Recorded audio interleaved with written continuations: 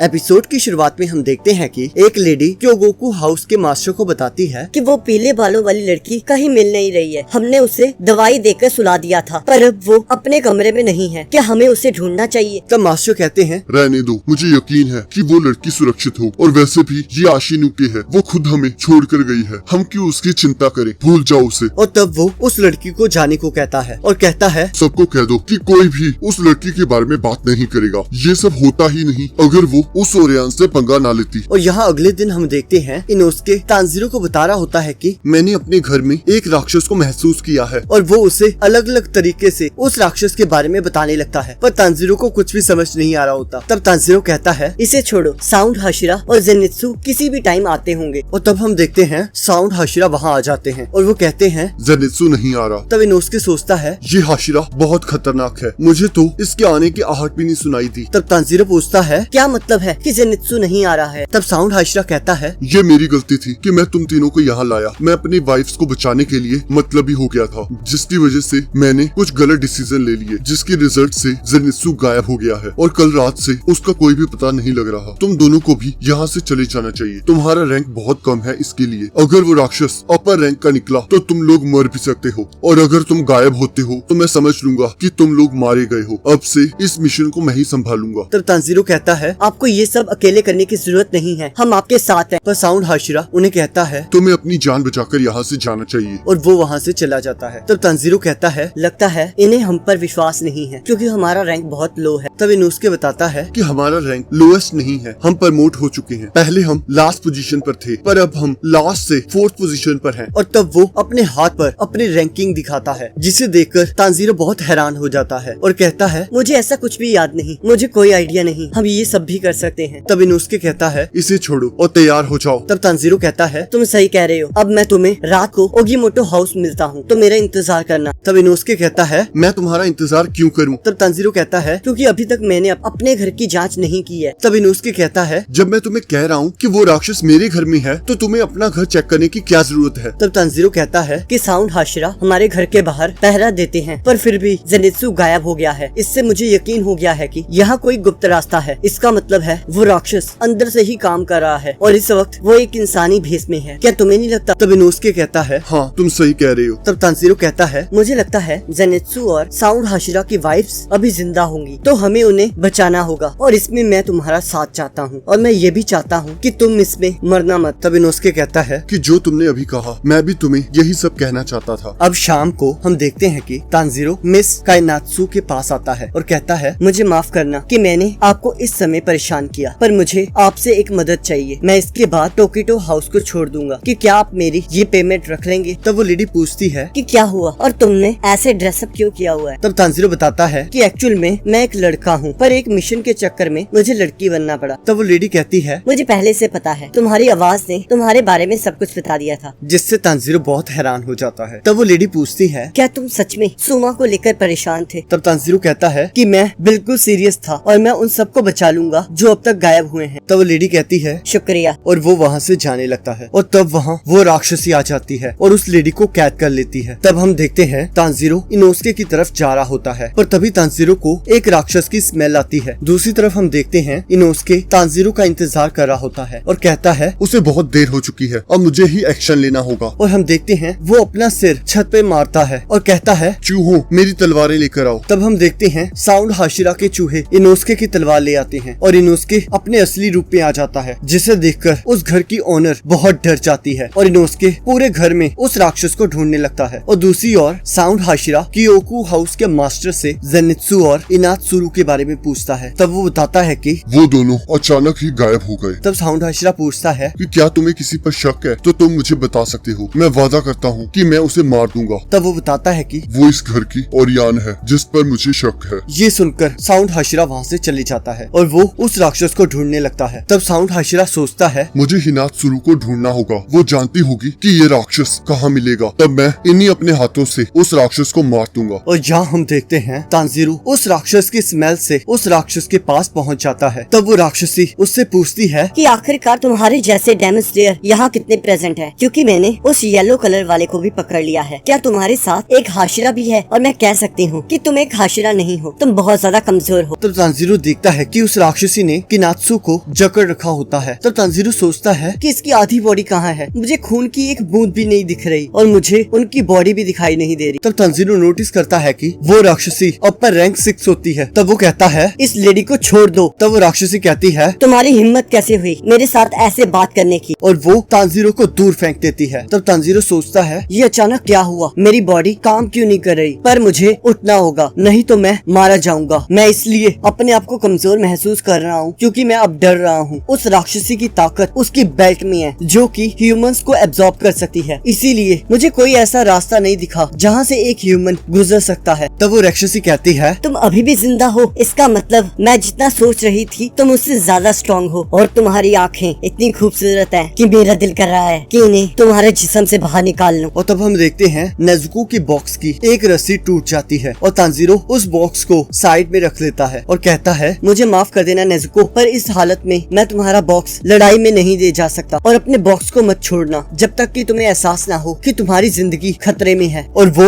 उस राक्षसी पर हमला कर देता है। तब वो राक्षसी देखती है तांजीरो ने बहुत सफाई से उसकी बेल्ट को काटा होता है। तब वो कहती है कि मैं बहुत इम्प्रेस हुई, तुम्हारा हवा में लड़ने का तरीका इतना भी बुरा नहीं है और तुमने बहुत ही अच्छी तरह कोएनात्सु को मेरी बेल्ट से अलग कर लिया। तब तांजीरो सोचता है अपर रैंक 6, क्या मैं साउंड हाशिरा, इनोस्के और जेनुत्सु के बिना इसे हरा सकता हूँ? क्या सच में मैं ये कर सकता हूँ? नहीं, ये मामला किंतु परंतु का नहीं है। अब मुझे अकेले ही इसे हराना होगा। और इसी के साथ एपिसोड खत्म हो जाता है। अब अगले एपिसोड का लिंक आपकी स्क्रीन पर आ रहा होगा, आप उस पर क्लिक करके अगले एपिसोड को देख सकते हो।